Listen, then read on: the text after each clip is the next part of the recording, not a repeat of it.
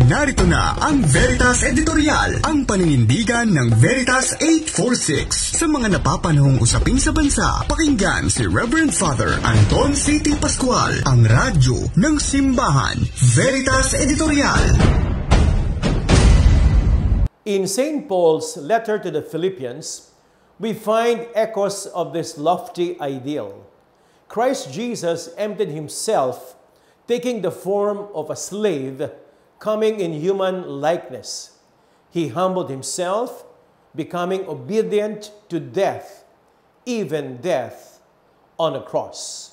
Because of this, God greatly exalted him. Ipinaunawa sa atin kapanalig ng Marcos 10:45, "For even the Son of Man did not come to be served, but to serve, and to give his life as a ransom for many." Kapanalig sa Pilipinas, mayroon pa bang tao, lalo na ang mga opisyal ng pamahalaan, na nakahandang mag-alay ng sarili para sa kapakanan ng bayan, kapakanan ng mamamayan? Kapanalig, may kilala ba kayong opisyal ng gobyerno na totoong pinaglilingkuran ang taong bayan na nagluklok sa kanya sa poder, sa kapangyarihan? Kabaligtaran ang nangyayari, di po ba? Sila ang ating pinaglilingkuran sa halip na tayo ang kanilang paglingkuran. Kapanalig ang paglilingkod sa sarili, kamag-anak, kaibigan ng mga halal na opisyal ng gobyerno ang punot dulo ng hindi masawatang kanser ng korupsyon sa ating bansa. Noong panahon ba ng mga ninuno natin, mga dato, mga raha, talamak din kaya ang korupsyon? Sa 17 nating Pangulo ng Pilipinas, halos lahat ay nag-iwan ng legacy of corruption. Wala sa kanila ang nakapagpahinto ng katiwalian.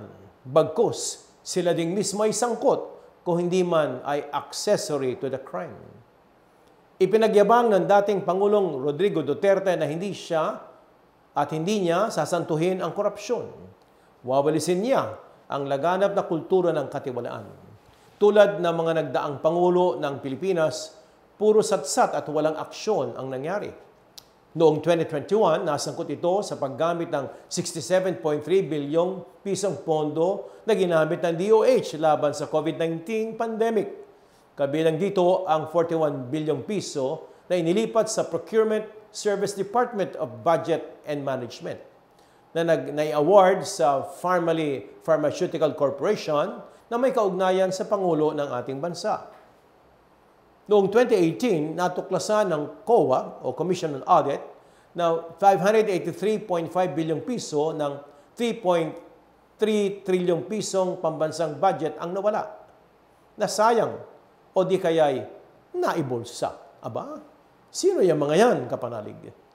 Sa ilalim din ng Administrasyong Duterte, 409 bilyong piso na questionableng proyekto ang sinuspindi ng COA. 160.7 bilyong piso ang projects in litigation habang 20 billion pesos ang tuluyang pinahinto.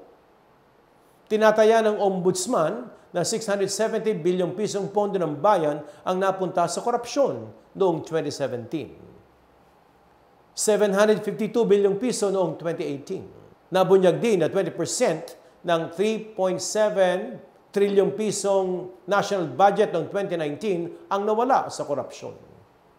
20% ng 4.1 trilyong piso sa taong 2020 at 20% din ng 4.5 trilyong pisong budget noong 2021. Trilyong pisong pera ng taong bayan ang nawawala, kapanalig.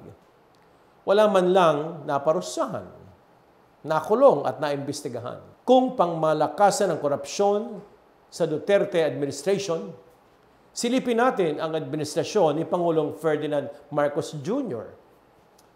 Sa pamumuno ni PBBM, tinatayang 1.4 bilyong piso kada araw ang ginagasta ng gobyerno sa mga flood control projects pa lamang.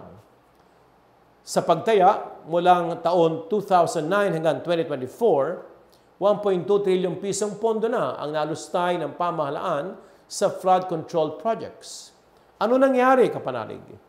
Noong 2024, nalubog sa baha ang maraming lugar sa bansa, lalo na ang Metro Manila. Ano nangyari sa DPWH? Tila wala namang kayong nagawang proyekto para mapigilan ang pagbaha. Ngayong 2025, 254.2 bilyong piso ang inilaan na budget sa DPWH para lamang sa flood management program ng ahensya. Wala na namang ginawa ang DPWH at MMDA. Nanalasa ang sama ng panahon dala ng hanging habagat. Lubog na naman sa baha ang NCR at mga karatig na lalawigan. Meron pang namatay matapos malunod sa tubig baha. Kapanalig nakakalungkot na dahil nga sa kahinaan ng Pangulong Marcos, malalang korupsyon at pagiging pulpol ng mga engineers ng DPWH, abay taon-taon, trilyong piso ang nawawala sa kaban ng bayan. Bilyong-bilyong pisong infrastruktura at ari-arian ang nawawasak.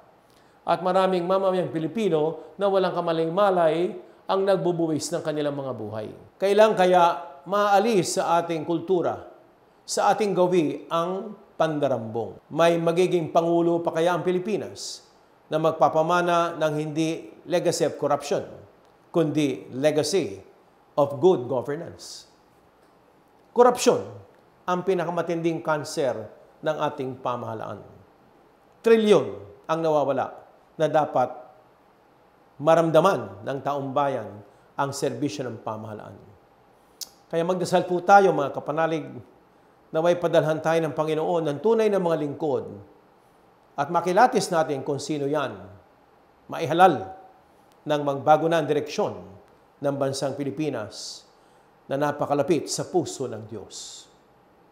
Sumainyo ang katotohanan.